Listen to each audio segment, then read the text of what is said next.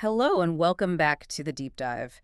Today we are undertaking a really critical deep dive into what is maybe the single most important moment in any English conversation. hmm It's that moment you're asked the universally difficult yet totally essential question. Tell me about yourself. It really is the moment of truth, isn't it? I mean, whether you're at a work conference, first day of an English class, or, Yeah. or the big one the sources all talk about, Yeah. sitting across from a hiring manager, Yeah. this simple phrase and suddenly, poof, your mind just goes completely blank. You want to sound smart and confident, but the words just aren't there. Exactly. And that feeling, that panic, that sort of empty pause is something every single top learning resource we analyze tackles right at the beginning. Right. So for our listener, the learner who wants to get this knowledge quickly but also thoroughly, our mission today is to synthesize the strategies from 8 different top English learning sources. We've got Everyday English Academy, Proactive English Practice, a whole range. And we're going to build a complete, non-nervous, adaptable blueprint for connection and confidence. And we're looking at a huge stack of material here. I mean, it covers everything, Wow, right? absolutely. The full spectrum. From, casual small talk about your hobbies and your pets to the polite ways to talk about family, and then, crucially, the really high-stakes pressure of a professional interview. Including that really tricky dance around your strengths and weaknesses. Yes, exactly. We even looked at the structure used by channels like English Learn and Speak, with Jason and Julie, to see how expert teachers themselves frame this challenge for learners. And what we found after synthesizing all of this is that the real secret to a perfect self-introduction, it's not about showing off a huge, exotic vocabulary. No, that's such a common mistake. It's about structure. It's about rhythm, confidence, and injecting your personality. If you have a solid framework, the words, even simple ones, will just Yeah. flow. That's the goal then. We're going to move beyond just basic tips. We're going to analyze why each part works and build that framework right now, starting with the absolute foundation, the first connection. Okay, let's unpack this first stage, the absolute basics. Hmm. Your name and where you're from. These seem simple, but the sources show that even right here, you can start to personalize and control the formality. Yeah, we saw a few clear patterns for names. There's the more formal, my name is name. Right. Good for a first meeting or a professional setting. Exactly. And then you have the more casual, friendly, I'm name. But what was really fascinating, and something the hosts over at English Unleashed really highlighted, was this idea of managing nicknames right from the start. Oh, I found that so smart. Instead of making someone guess what to call you, you give them the comfortable option right away. You can say, my full name is Thomas, but, people call me Tom. Or, my name is Rebecca, but my friends all call me Becky. And that one sentence is such a powerful signal, isn't it? It says, I'm open, I'm friendly. It just immediately reduces that social distance. It just shifts the tone from formal to approachable in, 5 seconds? It really does. It kind of sets the contract for the conversation, lets the other person relax a bit. So next, we get to origin. Where are you from? And the sources drew a really key distinction here between where you were born and where you live now, which in today's world are often 2 different places. Very often. So the simple pattern is just, I'm from country, which is fine, for a quick introduction. But if your story's a bit more layered, you should use that 2-part structure. I was born in country, but I live in another place now. Right. We saw examples of this being used to show a whole life journey in just one line. Like, I was born in Japan, but I moved to London about 5 years ago for work. And that one sentence, it immediately creates 5 potential follow-up questions for the other person. Precisely. You're not just a static person anymore. I am X from Y. You become a dynamic person who's made choices, who's traveled. And this brings up the next point. How do you add some high-value detail to your origin? This is where channels like Mrs. English Channel give some great advice. They say to connect your place with some compelling context. Yeah, so instead of just, I'm from Vietnam, Yeah. immediately add an anchor. Yeah. It's famous for its incredible street food. Or maybe, I'm from Scotland, which is known for its beautiful lochs and deep history. That's the shortcut, isn't it? Yeah. People connect over places so fast because those anchors, food, music, history, They're universal. Hmm. You mention the street food in Vietnam, and it instantly invites the other person to share a story about a trip they took or a dish they love. It's like building an instant conversational bridge. And that same idea of anchoring needs to extend to your current living situation. The sources gave some great contrasting examples. Right, like Mike, who lives in a quiet town in Australia and loves hearing the birds, versus Lisa, who's in London and just thrives on the energy of a huge city. The insight there is to give a relatable image. It's about grounding the abstract fact in something tangible. So instead of just saying, I live in a house, Mike added the detail that he has a small yard where he grows roses.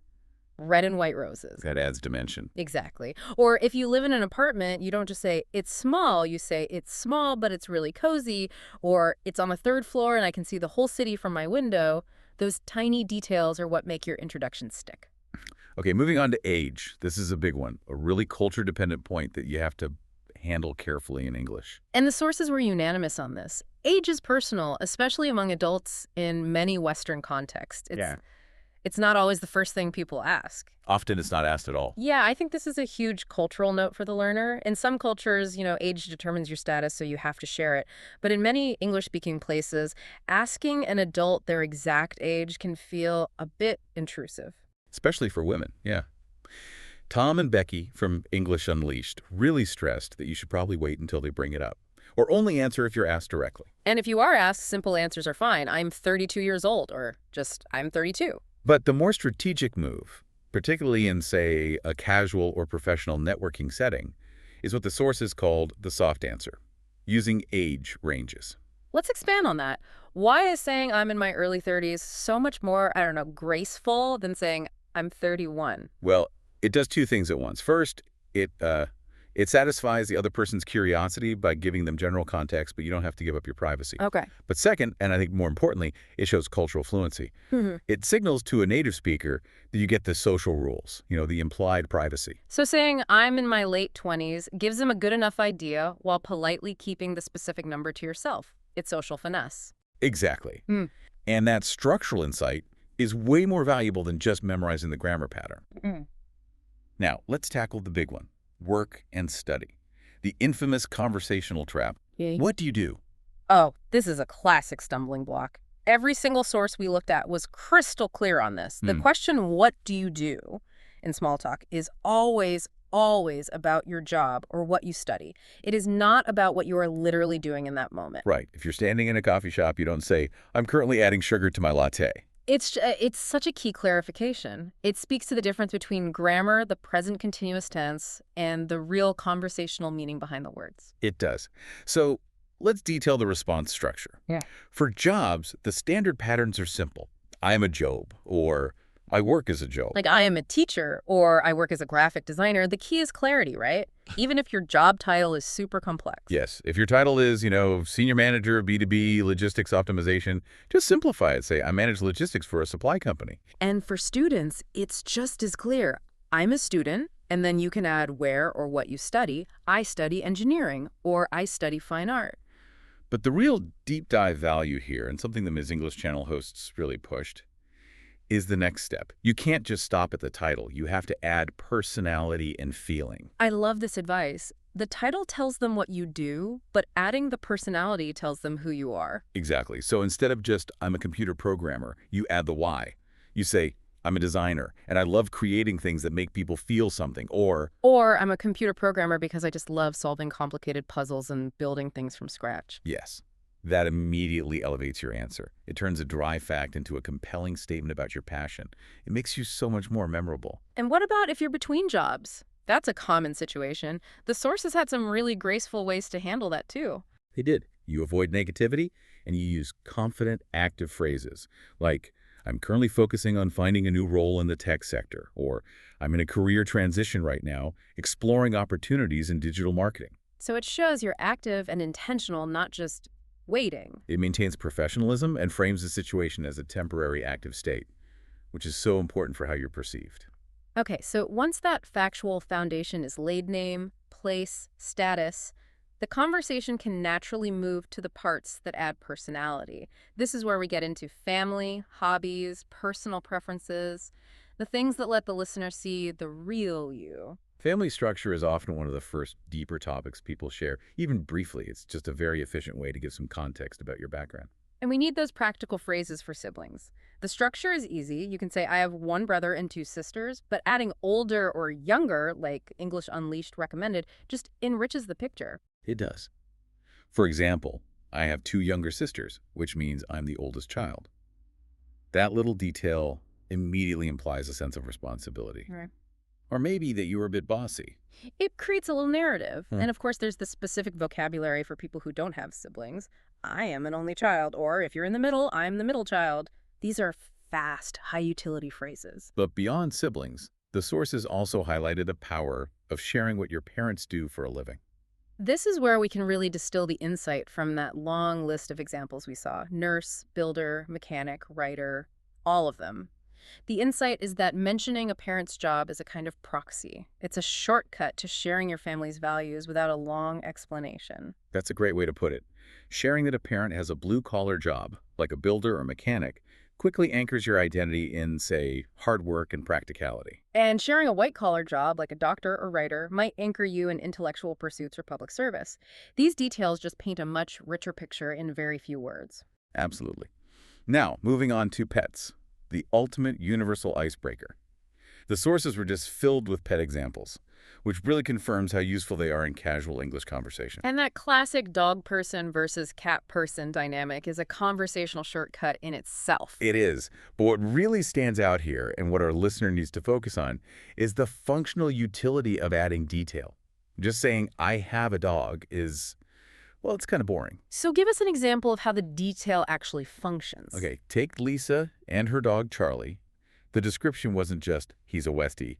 It was, I have a dog named Charlie. He's a fluffy West Highland Terrier who tries to dance whenever I play music. Ah, okay. That last bit is the crucial part. It's funny, it's specific, and it humanizes you instantly. You've just offered a small, lighthearted story about your life, which is so much more engaging. It's instant conversation fuel. It turns a fact into an anecdote. So if you have a sleepy cat, you mentioned that he sleeps 15 hours a day and only wakes up to judge you. Exactly. That emotional detail shifts the whole tone to lighthearted and personal, which is precisely what a casual introduction needs. Okay, next up. Hobbies and fun. When you talk about your free time, the grammar patterns are simple. I like to do something, or I enjoy doing something.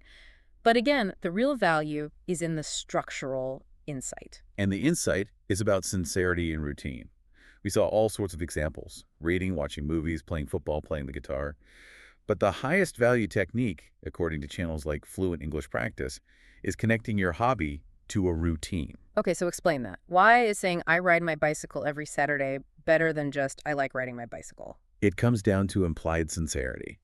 When you use the present tense for a habit, it signals to the listener that this is a committed, real part of your life. It's not just a preference, it's something you actually do. It grounds the idea of the hobby in time and place. Yes, and it makes it more credible. It also gives the other person an immediate follow-up. They can ask, oh, did you ride your bike this Saturday? It just provides material for the next exchange. It turns the hobby from a potential lie into a confirmed routine. And that commitment is appealing. The sources also really encourage providing a specific detail. If you like to read, don't just say books. Say, I enjoy reading classic adventure stories, or I'm really into sci-fi thrillers right now. Let's talk about likes and dislikes. The sources all agreed that sharing what you don't like is structurally really useful because contrast defines you just as much as agreement does. It creates dimension. When Mike, the cook, shared that he dislikes mushrooms because they're too soft and squishy, it told us something really specific about him. It's a detail that sticks. It's precise and a little bit vulnerable.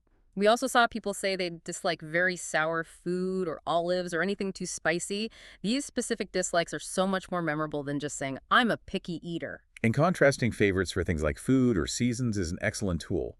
Tacos versus pasta, yellow versus dark red. The utility of this low-stakes data is to find common ground fast.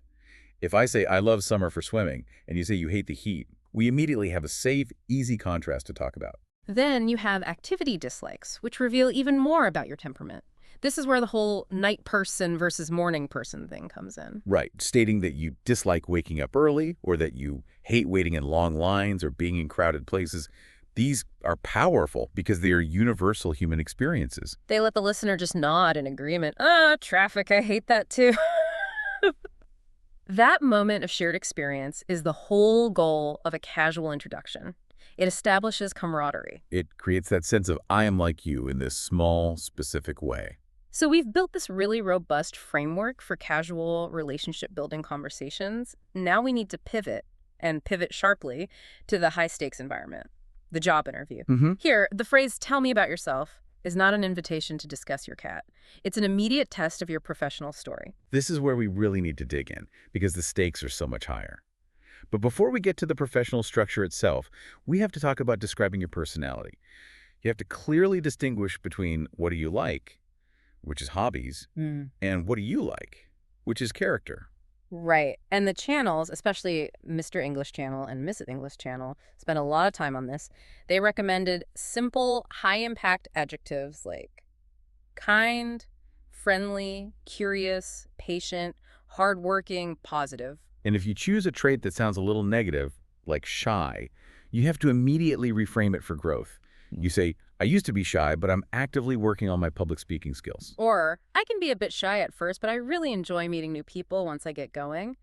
That pivot turns a potential weakness into a story of self-improvement. But here's the highest level insight from all the source material, the idea of telling versus showing. This is so crucial. Anyone can say, I'm hardworking. It's a weak claim. The goal is to turn that adjective into a memorable little story. It's the difference between stating a fact and providing the evidence. Exactly. Instead of the flat, I am organized, you prove it. You say, I plan my week every Sunday evening, and I never start a project without making a full to-do list. That is storytelling in miniature. It shows the process of being organized. So if you want to claim you're creative, you don't just say the word. You explain the mindset. I love finding new ways to solve problems, even if the old way still works. This shows self-awareness and maturity. And the sources strongly encourage sharing a growth mindset. Using phrases like, I used to get frustrated when I made a mistake, but now I see mistakes as part of the learning process. That demonstrates resilience, which is a highly valued trait. Okay, let's move to the job interview blueprint itself. The structure here has to be concise, linear, and focused completely on the value you bring. Right. The sources, using examples from candidates like Maria, Sana, Farhan, and others, showed a remarkably consistent professional structure. It's basically a 90-second pitch covering your name, your education, a brief work history. And when they say brief, they mean brief. Focus on relevant achievements, internships, or, and this is crucial, personal side projects. Umar highlighted his open source contributions on GitHub. Yes. And then the final critical piece, your reason for applying. This is what separates an average candidate from a great one. It has to show you have direction and that you align with the company's mission. You have to move beyond, I need a job, to something like, I want to grow into a leadership role here, or I want to apply my skills to meaningful products. It shows your motivation is more than just a paycheck. Now, let's get to the core strategy, strengths. This isn't just a list, it's a careful selection of qualities. The candidates we analyzed highlighted things like being hardworking, honest, a quick learner, adaptable, organized. But we have to stress the importance of matching the strength to the role. Michael, the senior candidate for a marketing job, focused on being creative, focused, and adaptable. Those are strategic skills for leading campaigns. Whereas Maria, the recent graduate, rightly focused on being hardworking and a quick learner. Qualities you want in a junior role where you expect to do a lot of training. So the specific strength you choose shows you understand what the job actually requires. It does. And then we come to the true test of self-awareness. Weaknesses. The sources were absolutely unanimous on this. Do not claim you're perfect. No, my weakness is I work too hard. Please, no. The strategy is not confession, it's strategic framing. You frame a weakness as an action you're taking, not a permanent flaw. For example, the software engineer, Umar, used a brilliant one. He said, I sometimes spend too much time debugging on my own before asking for help.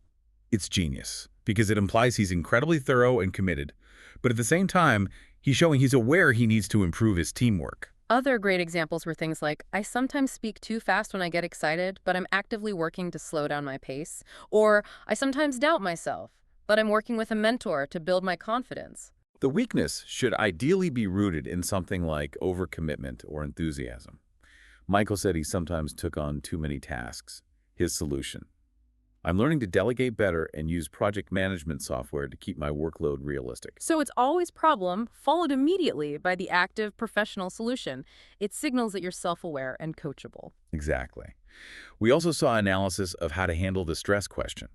Interviewers are looking for proactive, structured solutions, not just you saying, I stay calm. Right. The successful strategies were things like taking a moment to breathe, focusing on the solution, not the problem, setting clear priorities, and using tools like making detailed to-do lists. Sarah highlighted that one. It proves you can maintain structure under pressure. And finally, career goals. The goal needs to show ambition, but also alignment with the company. A good goal outlines a path.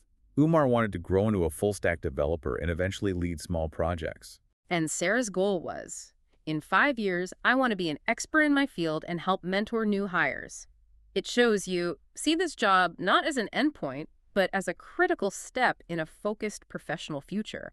It tells the company you're an investment worth making. Okay, so we've analyzed all the content, from a casual hello to high-stakes interview strategy. Now let's do a deep dive on the architecture of the learning itself. What makes the structure used by these channels, like Jason and Julie on English Learn and Speak, so effective for the learner? It's how they deliver it, right? The hook, the organized body of the lesson, and that compelling call to action at the end. Exactly. If you look at how they start their videos, the power of the hook is so immediate and empathetic. They start by naming the feeling. Jason and Julie, for instance, they'll say they know that feeling when your mind goes blank, or that this question can make you feel extremely nervous. By naming the anxiety, they build instant rapport. The learner feels understood.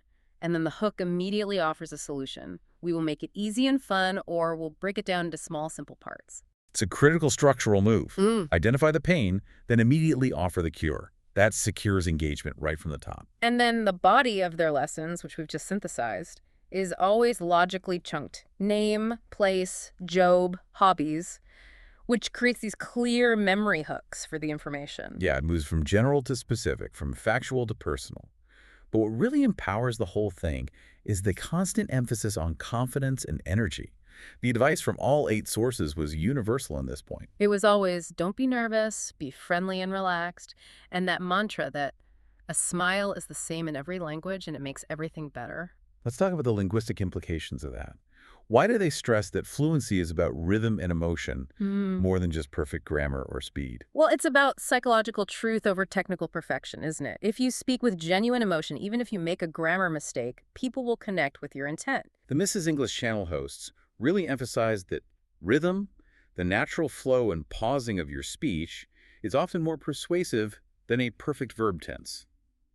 A confident person speaking slowly with clear pauses is perceived as more fluent than a nervous person rushing through a perfect sentence. In other words, the structure we've been providing allows the learner to focus less on finding some complex word and more on just projecting simple, authentic confidence. That is the core value. Now let's analyze their conclusion strategy.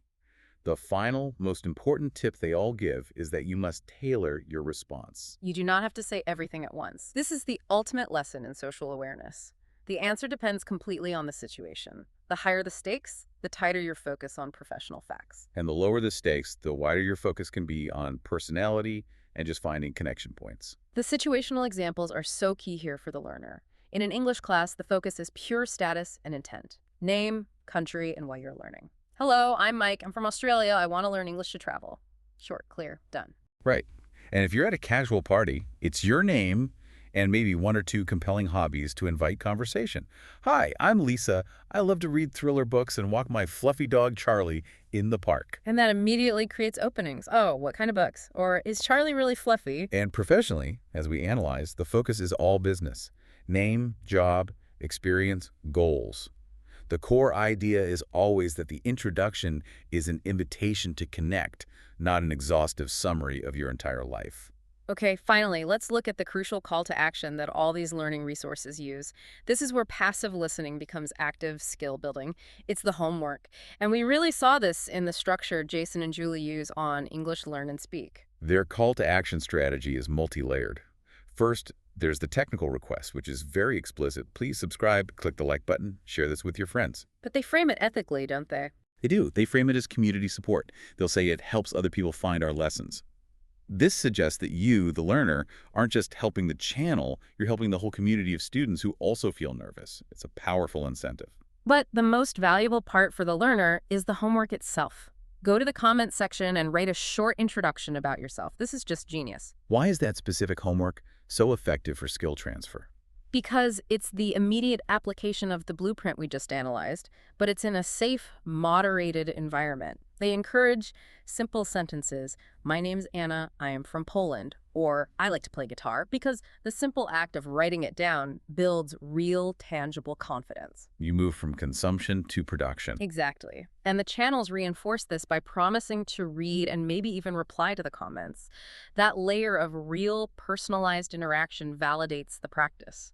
It reinforces that mantra they all preach. Mistakes are how we learn, and practice makes perfect. The comment section becomes a safe, global stage to practice your structure, your confidence, and your rhythm.